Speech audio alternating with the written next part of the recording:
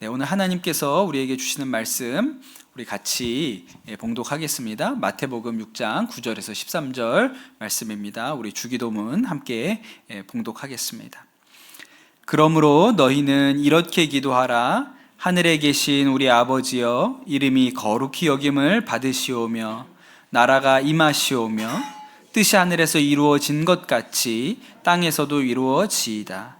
오늘 우리에게 일용할 양식을 주시옵고 우리가 우리에게 죄 지은 자를 사하여 준 것 같이 우리 죄를 사하여 주시옵고 우리를 시험에 들게 하지 마시옵고 다만 악에서 구하시옵소서. 나라와 권세와 영광이 아버지께 영원히 있사옵나이다. 아멘.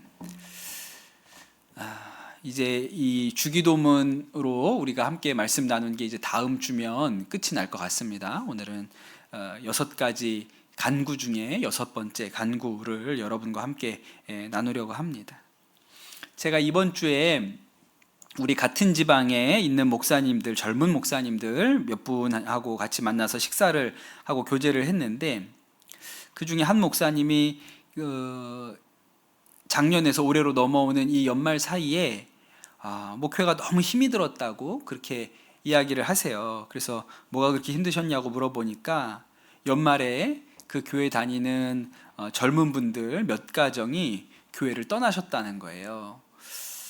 그래서 무슨 일이 있었냐고 물어보니까 그 12월에 이제 주일에 예배 드리러 왔는데 그 교회도 이제 어른들이 많은 그런 교회인데, 그 어른들이 모여서 이렇게 그 나라 돌아가는 일 형편에 대해서 막 이야기들을 하셨다는 거예요.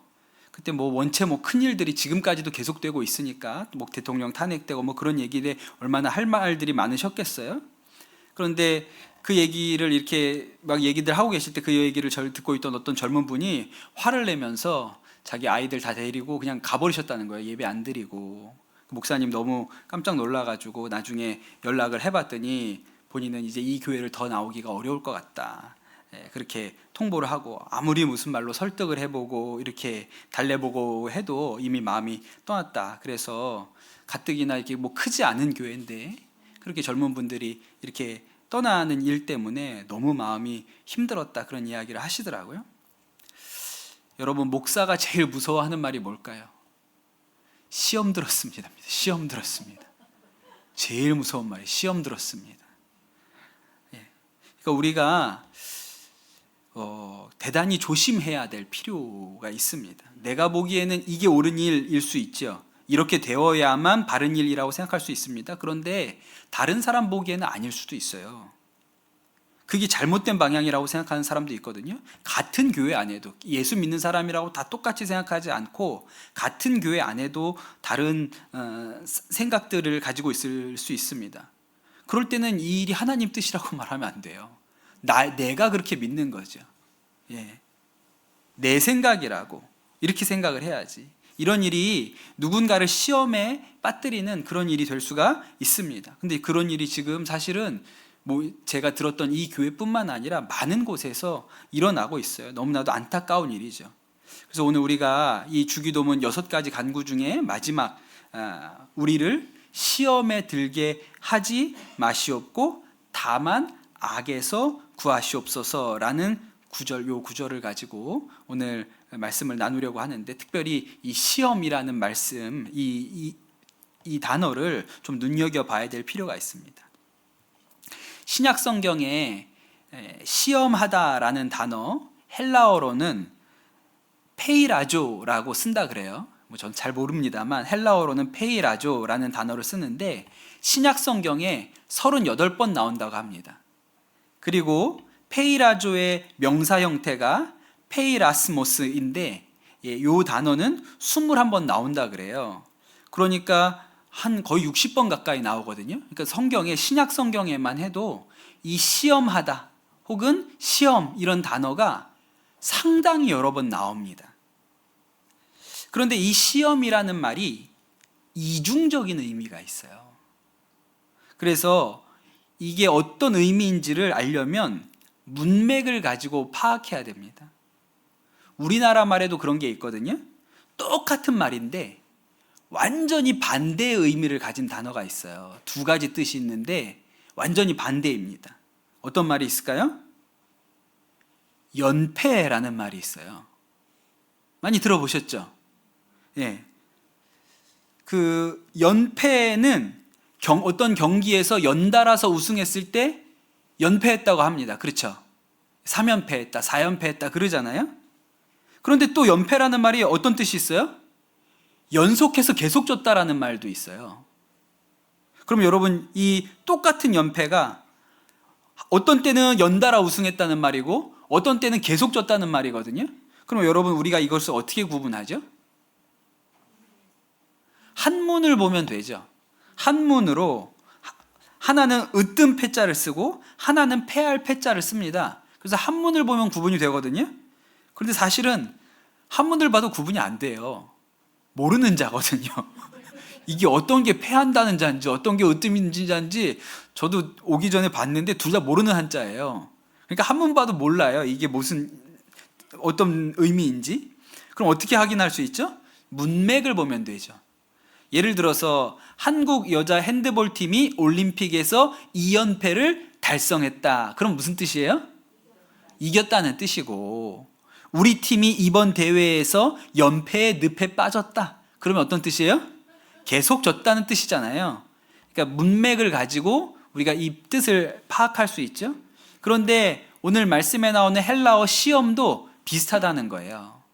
문맥을 가지고 이해할 수가 있습니다. 페이라조는 완전히 반대는 아니지만 두 가지, 크게는 세 가지도 할 수 있는데 두 가지로 나누는 게 제가 볼 땐 낫다고 싶습니다. 한 가지 의미는 이 시험이 테스트라는 의미가 있습니다. 예, 말 그대로 그냥 시험이죠. 예를 들어서 히브리서 11장 17절에 보면 이런 말씀이 있어요. 아브라함은 시험을 받을 때에 믿음으로 이삭을 드렸으니 그는 약속들을 받은 자로 돼 외아들을 드렸느니라 그랬어요. 아브라함이 시험을 받았다 그랬거든요. 하나님께서 아브라함에게 이삭을 바치라고 하신 것이 시험이라고 표현했어요. 이거는 뭐죠? 테스트죠. 예. 아브라함의 믿음이 얼마나 견고한지를 보려고 하나님이 아브라함을 테스트하신 거예요. 이게 시험입니다. 그리고 이 시험을 통과하면 하나님이 더 큰 상이 있죠. 베드로전서 1장 6절에 보면 이런 말씀이 있어요. 그러므로 너희가 이제 여러 가지 시험으로 말미암아 잠깐 근심하게 되지 않을 수 없으나 오히려 크게 기뻐하는도다. 여기서 말하는 시험이 테스트예요. 그 힘이 들죠. 힘이 들어요. 테스트를 보니까 힘이 들죠. 그래서 근심하게 될 수도 있습니다. 그래서 우리가 이런 시험을 또 우리말로는 시련이라고 번역하기도 해요. 시련. 예, 그런데 이 시험을 통과하면 어때요? 오히려 큰 기쁨이 있다 그랬어요. 우리가 새해부터 성경 통독을 시작했잖아요. 제가 하는 게 뭐예요? 테스트죠. 테스트. 저는 성경을 가르칠 때 시험을 봅니다. 그건 여러분은 시험에 들게 하려고 하는 것이 아니고 테스트. 그래서 잠깐은 근심하게 될 수도 있어요. 왜 이렇게 시키는 거야? 잠깐 근심하게 될 수도 있지만 공부를 열심히 하면 나중에 크게 기뻐하는 일이 온다. 네, 이건 테스트예요. 그런데 이 시험에 다른 의미가 있습니다. 테스트가 아니고 테스트로 쓰이지 않고 템테이션이라고 쓰일 수도 있어요. 유혹이라고 쓰일 수도 있어요. 제일 대표적인 경우가 언제냐면 예수님께서 광야에서 마귀에게 시험을 당하셨거든요. 그때는 템테이션이죠. 누가복음 4장 2절에 마귀에게 시험을 받으시더라. 이 모든 날에 아무것도 잡수지 아니하시니 날수가 다함에 줄이신지라. 그래서 이 마귀가 어떻게 합니까? 저 돌을 가지고 떡을 만들어 보세요. 이렇게 하지 않습니까? 그게 시험이잖아요. 유혹이에요. 유혹. 그건 유혹이죠. 그때는 이제 템테이션이라는 의미를 가지고 있습니다. 유혹으로 쓰인 거예요. 고린도전서 7장 5절에는 부부 관계에 대한 말씀이 있는데 부부가 기도하더라도 각방을 너무 오래 쓰지 말아라. 정해진 기간에만 각방을 쓰고 나중에 합쳐라. 그러면서 뭐라고 얘기하냐면 사탄이 너희를 시험하지 못하게 하려 함이라 그랬어요. 이때 시험은 뭐예요? 유혹이죠. 유혹. 예, 유혹하지 못하게 하라고 한 것입니다. 한 가지만 더 보면 야고보서 1장 13절에 이런 말씀이 있어요. 이게 되게 좀 논쟁적인 말씀인데, 사람이 시험 받을 때에 내가 아버지께 시험 받는다 하지 말지니 하나님은 악에게 시험을 받지도 아니하시고 친히 아무도 시험하지 아니하시느니라 그랬어요. 사람이 시험 받을 때 하나님께 시험 받는다고 하지 말라 그러고, 우리 하나님은 친히 아무도 시험하지 않는다고 그랬거든요. 여러분, 하나님이 시험해요, 안 해요? 하시잖아요. 아까 누구한테 그랬어요? 아브라함한테도 했죠. 요백에도 했죠. 시험 하시잖아요. 여기서 시험은 무슨 의미예요? 테스트가 아니고 유혹이라는 의미예요. 그래서 하나님은 누구도 유혹하지 않아요. 죄 짓도록 하나님이 하시는 법이 없다, 이런 의미거든요. 근데 이것을 테스트라고 받아들이면 이건 뭐야? 아브라함한테 한 건 테스트 아니에요? 이게 뭐 아브라함한테 한 거는 그것도 시험이잖아, 이렇게 생각을 하게 되는 거죠. 근데 여기는 테스트가 아니고 유혹으로 쓰인 거예요. 문맥을 가지고 파악해야 됩니다. 그래서 오늘 우리가 본 말씀에 우리를 시험에 들게 하지 마시옵고 다만 악에서 구하시옵소서라고 했을 때 이 시험이 테스트일까요? 유혹일까요?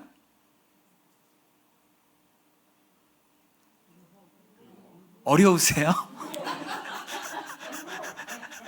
이게 테스트일까요? 유혹일까요? 유혹이죠. 맞아요. 이건 유혹이에요. 그거 말하는 거거든요. 주기도문이 마태복음에도 있고 누가복음에도 있어요. 근데 마태복음이 좀 길고요, 누가복음은 좀 더 짧은 예수님이 가르쳐 주신 기도거든요. 근데 누가복음에 나오는 이 예수님이 가르쳐 주신 기도에는 시험에 들게 하지 마시고는 있는데 악에서 구하옵소서는 없어요. 네.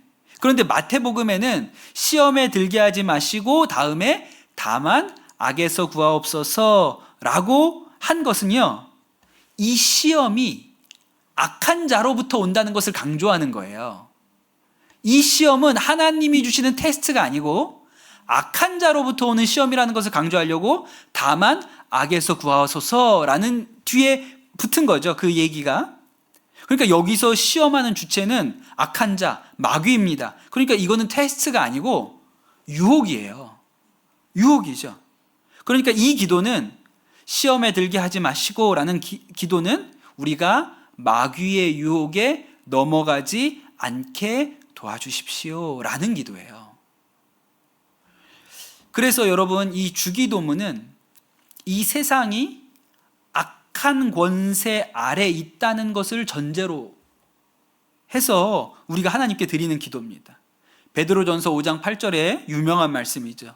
이 세상이 마치 우는 사자가 두루 다니며 삼킬 자를 찾고 있는 것과 같다, 그렇게 얘기하잖아요. 그런데 이 주기도문이 딱 그런 거예요. 여러분, 이 세상은 사탄이 한 사람이라도 믿음에 서지 못하게 하고 하나님께로 나아가지 못하고 마귀에게로 채가려고 으르렁거리면서 사자가 돌아다니는 그런 곳입니다.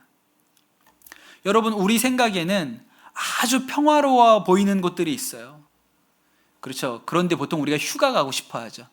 이렇게 에메랄드빛 바다에 야자수가 이렇게 있고 거기에 이렇게 선베드가 있고, 예, 뭡니까? 모히또요? 예, 뭐 그런 거 이렇게 칵테일 이렇게 우산 꽂혀가지고 이렇게 빨대는 이렇게 한 바퀴 꽈가지고 이런 거 뭐 하여튼 좋은 거 시원한 거 이런 거 먹는데 이런 거 생각하면 아주 뭐 황화로워 보이지 않습니까?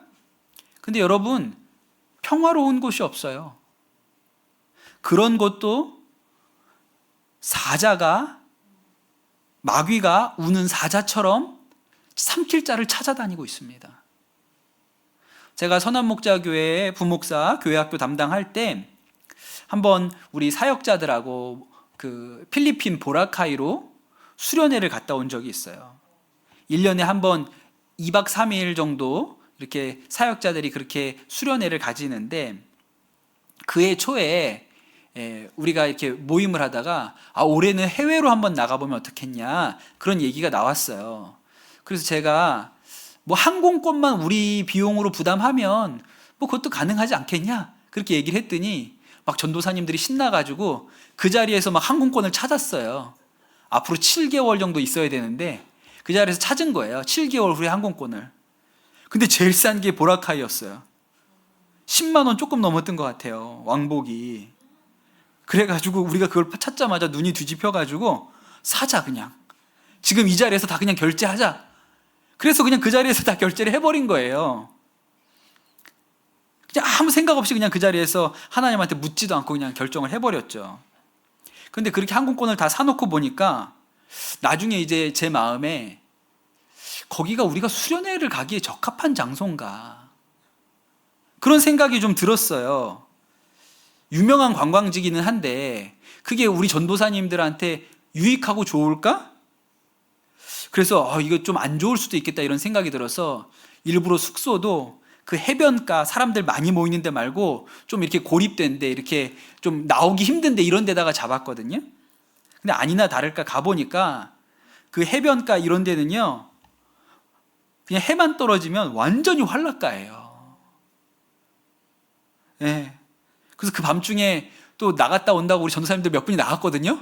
막 돌아와가지고 보고를 하는 거예요.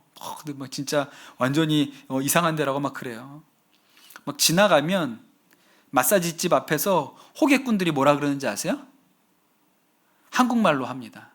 마사지 건전해, 건전해. 막 이러는 데예요. 근데 그런 데를 가니까 우리 사역자들도 물론 가서 나쁜 짓 하지는 않는데 생각이 어디에 꽂혀 있어요? 뭐 맛있는 거 먹을까? 뭐 맛있는 거 뭘 해야 더 좋을까? 그냥 오직 관심이 어떻게 하면 내 육신을 즐겁게 할까에만 관심이 꽂혀 있는 거예요. 그래서 제가 내가 잘못했구나. 이게 이렇게 할 일이 아니구나. 이게 세상이죠. 여러분 마귀가 공중권세 잡고 있기 때문에 어디거나 사람을 넘어뜨리려고 마귀는 호시탐탐 기회를 노리고 있습니다. 아주 하나님하고 멀어지게 하려고 길을 쓰고 달려들지요. 그러니까 사람은요 보라카이가 아니고 무인도에 혼자 있어도 죄 지어요. 놀랍죠? 무인도에 혼자 있어도요 죄 지어요. 마음으로 죽고 싶은 마음이 거기서 든다니까요. 이게 마귀가 하는 일입니다.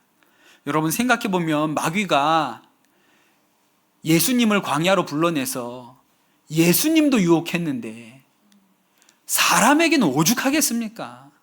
사람에겐 더하겠죠. 그러니까 우리가 주기도문으로 기도할 때 우리를 시험에 들게 하지 마시옵고 다만 악에서 구하옵소서라고 기도할 때마다 우리가 유혹 아래에 있다는 것을 꼭 깨달아야 합니다. 그걸 우리가 깨닫지 못하는 거예요. 오늘 하루도 수없는 유혹 가운데 살면서도 깨닫지 못해서 그렇지 늘 마귀가 우리를 넘어뜨리려고 호시탐탐 노리고 있다는 것에 대해서 깨달아야 합니다. 그리고 이 유혹 앞에 우리가 겸손한 태도를 가져야 돼요. 주님 저는 약합니다. 저를 지켜주십시오. 저를 이 유혹으로부터 보호해 주십시오 하는 마음으로 이 기도를 해야 돼요. 여러분 왜 우리가 약할까요? 왜냐하면 죄인이기 때문에 그렇습니다. 그러니까 우리 마음은 그냥 이 성향이 언제든지 죄로 기울어지게 돼 있어요. 언제든지 죄 지을 수도 있죠. 내가 죄를 안 짓는 것은 윤리적으로 뛰어나거나 도덕적인 감수성이 높아서가 아니고 단지 죄 지을 만한 상황과 조건이 갖춰지지 않았기 때문이라는 걸 알아야 합니다. 그 말은 뒤집으면 상황과 조건만 맞으면 나도 언제든지 범죄할 수 있다. 언제든지 악해질 수 있다. 여러분 다윗이 밧세바와 왜 간음했습니까? 상황과 조건이 딱 맞아떨어졌으니까 그랬죠. 힘이 있지요. 밧세바에게 남편은 지금 따로 떨어져 있죠. 자기에는 모든 권력이 있고 저 여자는 혼자예요. 죄 지을 수 있는 모든 가능성이 있는 거예요. 그 전에 사울에게 쫓겨다닐 때는 그럴 상황이 안 됐으니까 못한 거죠. 여러분 우리가 살인이라고 하면 아주 무서운 죄라고 생각합니다. 그리고 이런 이런 일은 나랑은 아무 상관없는 일이라고 그렇게 생각을 하죠. 그러나 여러분 우리도 상황과 조건만 맞으면 살인자가 될 수 있다는 것 알아야 돼요. 2차 세계대전 때 독일 군인들이 유태인들을 학살했죠. 하루에도 수천 명의 유태인들이 가스실에 들어가서 죽어서 나왔습니다. 여러분, 그때 그 가스실에서 유대인들을 죽이던 독일 군인들은 악마였을까요? 전혀 그렇지 않아요. 그 사람들 착한 사람이에요. 하루에 수천 명을 죽였는데 집에 돌아가면 누군가의 좋은 남편이었고 누군가의 훌륭한 아버지였어요. 아마 주일에 교회도 갔을걸요? 그런데 그때 상황과 여건이 이게 옳은 일이라고, 이게 임무라고, 너는 군인이니까 명령에 따라야 된다 그랬고 전쟁 중이니까 이런 일이 일어날 수밖에 없다고 하니까 그냥 죽인 거예요. 상황과 조건만 맞으면 죄 지을 수 있죠. 한때 우리나라에 아주 유명한 목사님이 계셨어요. 이분이 청년 사역을 열심히 하셔서 그래서 아주 이름난 분이었습니다. 그 교회가 엄청나게 부흥했고 또 한국 교회 전체로 미치는 영향력도 엄청나게 컸어요. 그런데 이 목사님을 잘 아는 그 목회자들 사이에 들리는 소문이 이분이 너무 이렇게 청년들하고 스스럼 없이 지내는데 좀 지나치다, 이런 이야기들이 간간히 돌았습니다. 너무 말을 거침없이 한다, 이런 얘기들도 있었고 또 그냥 청년들하고 이렇게 사람들 보는 앞에서 공공연하게 스킨십이 있다, 어디 수련회 같은 데 가면 여자 청년들이 목사님 안마도 해주고 그런다, 이런 얘기들이 들렸습니다. 그러면 가끔 어른 목사님들이 그 목사님에게 주의를 줬어요. 조심스럽게. 위험할 수 있다, 그런 행동들이 위험할 수 있다, 조심해야 된다, 이런 얘기를 해주면 그분이 안 들었습니다. 아니, 내가 어디 숨어서 따로 만나는 것도 아니고 그냥 다들 보는 앞에서 하는 건데 무슨 죄를 짓나, 얘네들이 다 내 딸 같고 아들 같은 자식들 같은 애들인데 내가 무슨 이 애들한테 무슨 딴 마음이 있냐, 쓸데없는 소리다, 이렇게 얘기하셨다니까요. 이분이 뭘 놓쳤을까요? 자신이 죄인이라는 걸 놓쳤어요. 그게 우리 기본값이거든요. 우리는요, 상황과 여건만 맞으면 죄 져요. 얼마든지 죄 지을 수 있어요. 그게 그냥 기본값이에요. 결국 그 목사님이 한 번의 실수로 나락으로 떨어지게 되었습니다. 그리고 이 일이 굉장히 한국교회적으로 시험거리가 되었죠. 여러분, 우리가 죄를 이기기 위해서, 유혹을 이기기 위해서는 먼저 내가 언제든 유혹에 넘어갈 수 있는 약한 존재라는 것을 우리가 겸손하게 인정해야 됩니다.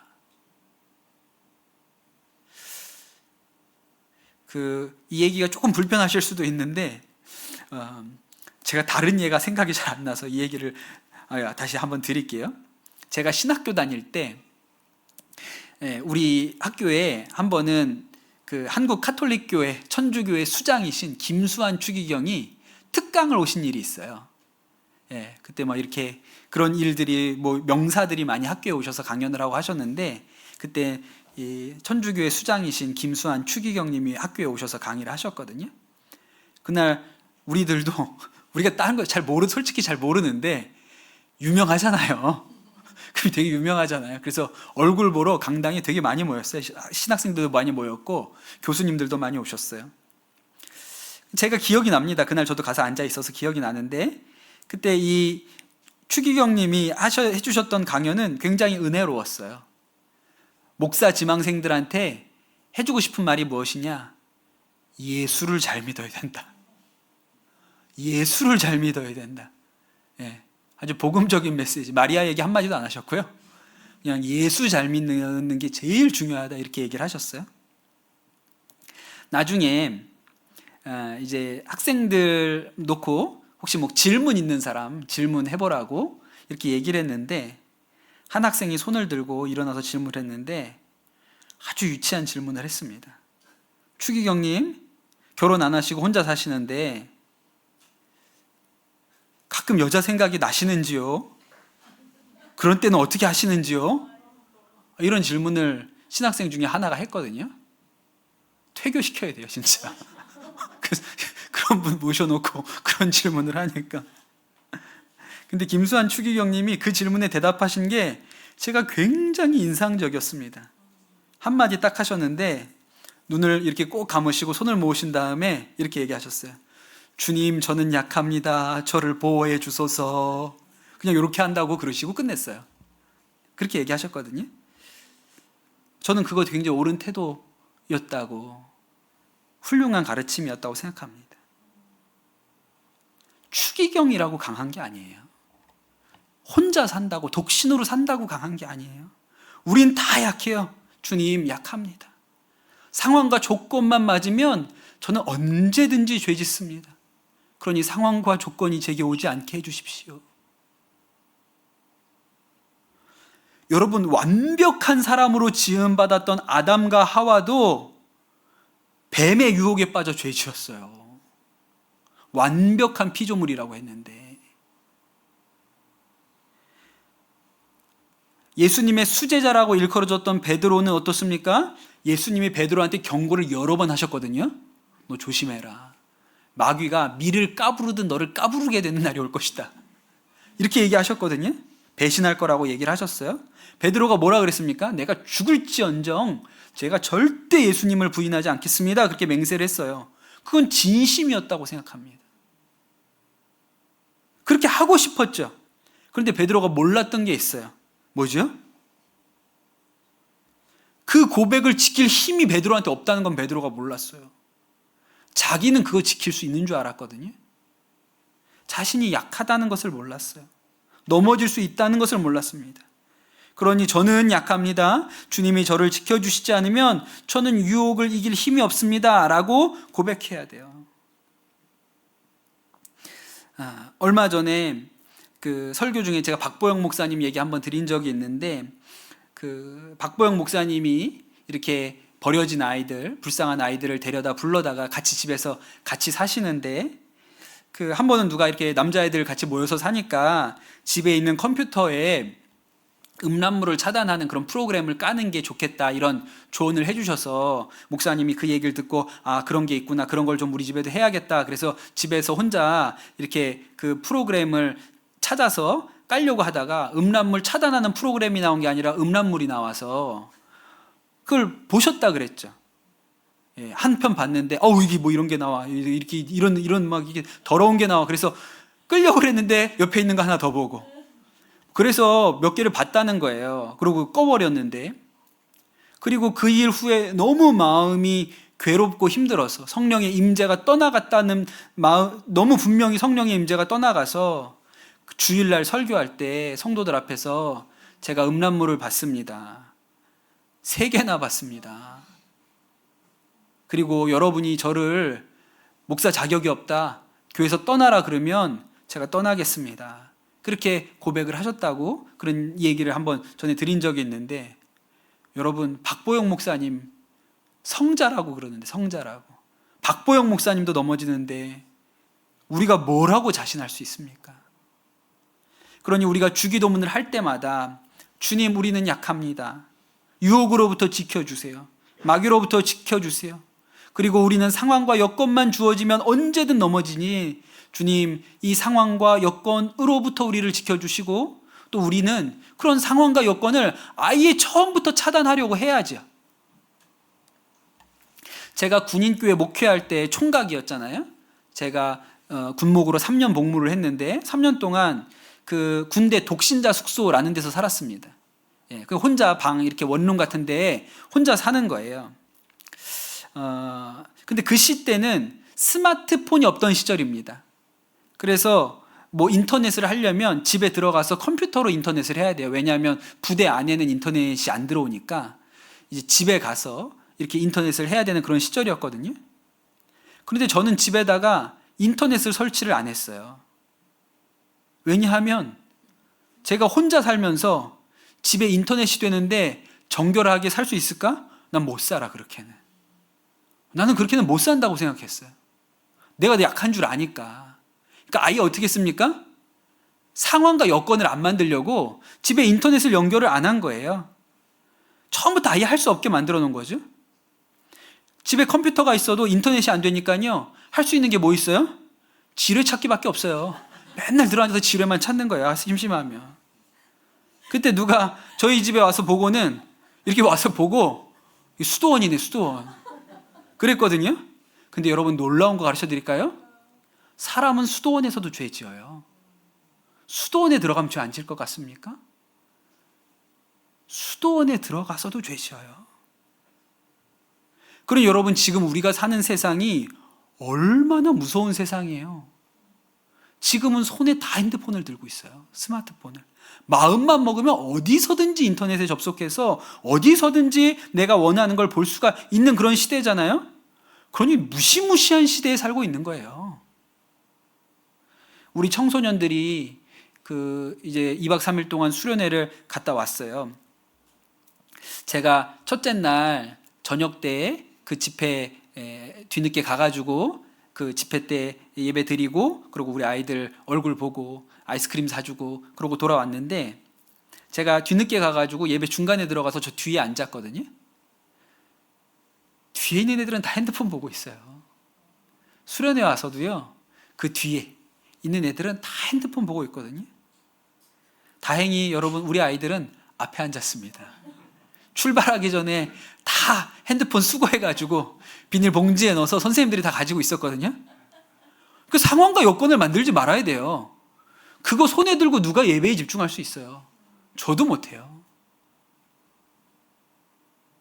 여러분 오늘 우리 아이들 딸이 저녁 집에 왔는데 얘가 이게 수련회를 갔다 온 애 아니야? 이런 판단이 드실 수도 있죠.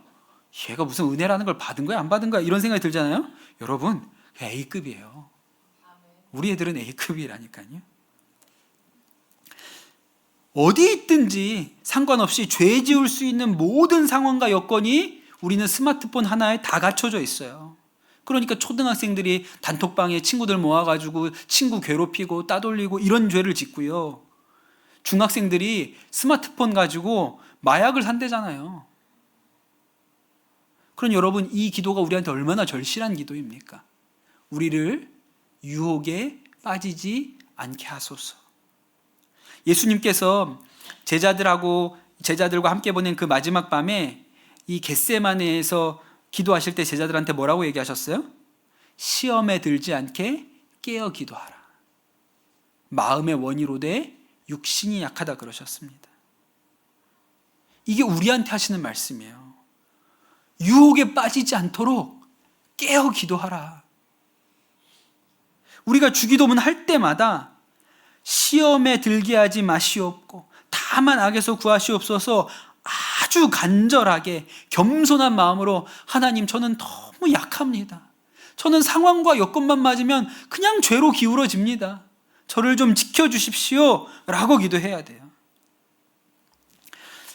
고린도전서 10장에 아주 유명한 말씀이 있어요. 그래서 뭐라고 그랬냐면 고린도전서 10장 12절에 그런즉 선줄로 생각하는 자는 넘어질까 조심하라 그랬습니다. 그러니 예수 믿는 사람은 나는 이제 괜찮아. 나는 이제 그런 유혹쯤은 문제 없어. 이렇게 생각할 게 아니죠.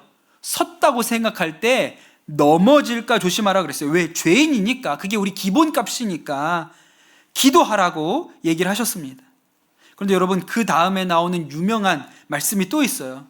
아까 읽어드린 말씀이 고린도전서 10장 12절이고 13절에 무슨 말씀이 나오냐면 사람이 감당할 시험 밖에는 너희가 당한 것이 없나니 오직 하나님은 미쁘사 너희가 감당하지 못할 시험을 허락하지 아니하시고 시험 당할 즈음에 또한 피할 길을 내사 너희로 능히 감당하게 하시느니라. 유명한 말씀이죠. 감당할 시험 밖에는 주시지 않는다. 너무 유명한 말씀이잖아요. 근데 여러분 여기서 한번 또 질문할게요. 여기서 나오는 시험은 테스트입니까? 유혹입니까? 이건 테스트일까요? 유혹일까요?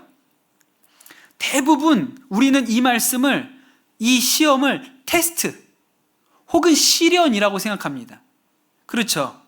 그래서 세번역 성경에는 시험이라고 번역하지 않고 아예 시련이라고 번역했어요. 감당할 시련밖에는 주시지 않는다. 감당할 테스트밖에는 하지 않는다. 이렇게 번역했거든요. 그런데 대부분의 영어 성경은 이 시험을 템테이션이라고 번역합니다. 유혹이라고 번역해요. 그 유진 피터슨이라는 유명한 목사님 있잖아요. 그분이 이제 그 성경 전체를 자기의 말로, 사역으로, 자기가 은혜 받은 말로 번역한 성경을 우리가 메시지 성경이라고 하는데, 메시지 성경에는 뭐라고 번역했는지 아세요? Test or Temptation이라고 번역했어요. 양다리 걸친 거죠. 그러니까 이 말씀은 두 가지 다 번역할 수도 맥락이 맞다는 거예요. 두 맥락이 다 있다는 거예요. 이 말씀에는. 근데 우리는 이거를 늘 시련이라고 생각했거든요. 근데 오늘은 유혹이라고 넣어서 한번 읽어봅시다. 이렇게 읽죠. 사람이 감당할 유혹밖에는 너희가 당한 것이 없나니 오직 하나님은 미쁘사 너희가 감당하지 못할 유혹당함을 허락하지 아니하시고 유혹당할 즈음에 또한 피할 길을 내사 너희로 능히 감당하게 하시느니라. 이렇게 읽어도 말이 된다는 거예요. 이게 무슨 의미입니까? 하나님께서 우리를 유혹으로부터 지켜주신다는 말씀이에요. 우리가 유혹을 극복할 만한 어떤 힘이 있는 게 아니라 이 말씀에 보면 오직 하나님이 미쁘셔서 신실하셔서 유혹으로부터, 악으로부터, 죄 짓는 일로부터 우리를 지켜주신다. 우리가 할 일은 우리의 약함을 인정하고 하나님이 우리를 지키신다는 것을 믿어야 합니다. 한 가지 얘기만 더 드리고 오늘 설교를 정리를 하려고 합니다. 최강희라는 여배우가 있죠. 저보다 누나거든요. 근데 보면 대학생 같죠. 물론 뭐 우리 권사님들 중에도 저를 볼 때 대학생 같다고 막 이렇게 얘기하시는 분이 있습니다. 우리 청년 중에 하나가 옆에서 그 말 듣고 막 아니라고 굳이 그럴 이유가 있습니까? 근데 이 최강희란 여배우 저보다 누나인데 되게 어려 보이죠? 요새는 예능 프로에 나와서 계속 청소하는 걸 보여주더라고요. 그래서 아주 무해한 캐릭터다 뭐 이렇게 요새 얘기들을 합니다. 2016년에 한 기독교 방송에 나와서 한 간증이 그 프로그램 역사상 최고의 조회수, 유튜브에 올라간 최고의 조회수를 기록했다고 했는데 뭐 이런 얘기입니다. 원래 모태신앙이고 어린 나이에 연예인으로 성공했어요. 그리고 뭐 주일 성수도 늘 했습니다. 밖에 나가서는 밝은 사람인 것처럼 그렇게 행동을 했는데 사실은 굉장히 깊은 우울이 있었고 또 불안이 있었고 낮은 자존감 때문에 굉장히 힘들었다 그랬어요. 내가 좀 더 사람들한테 이렇게 자존감이 낮으니까 좀 더 가치 있는 사람이 되려고 뭘 노력했냐면 헌혈 엄청 많이 했다 그랬어요. 골수이식도 해줬다 그랬어요. 그럼 내가 괜찮은 사람이 될 것 같아서. 그렇게 자기가 헌혈하는 거, 골수이식하는 거 이런 거 사진 찍어가지고 페이스북에다 올리면 그럼 막 사람들이 그 밑에다가 팬들이 막 댓글을 단다는 거예요. 언니는 천사예요, 천사. 너무 착해요. 막 이랬다는 거예요. 그런데 사실 자신의 본 모습은 그러고 집에 들어와서 술이 없으면 잠을 못 자고 매일매일 줄담배를 피니까 사람들이 천사예요, 너무 착해요 그러는데 무슨 천사가 맨날 소주 먹고 무슨 천사가 맨날 줄담배 피고 그런 삶이었다고 그렇게 얘기를 했습니다. 그러면서도 주일 예배는 나간 거예요. 어느 날은 물론 말씀이 잘 들리지도 않았는데 그날 예배 끝나고 통성으로 기도하는 시간이었는데 갑자기 눈물이 터지고 그냥 외마디 비명처럼 하나님 저 좀 살려주세요 그랬다 그러죠. 그러면서 넋두리처럼 하나님한테 했던 얘기가 하나님 저 의지 박약이에요. 하나님이 저 이렇게 만드셨잖아요. 저는요 술도 못 끊고요 담배도 못 끊어요. 저 좀 도와주세요. 그랬다 그랬어요. 그날 그렇게 기도하고 나서 마음이 조금 바뀌었어요.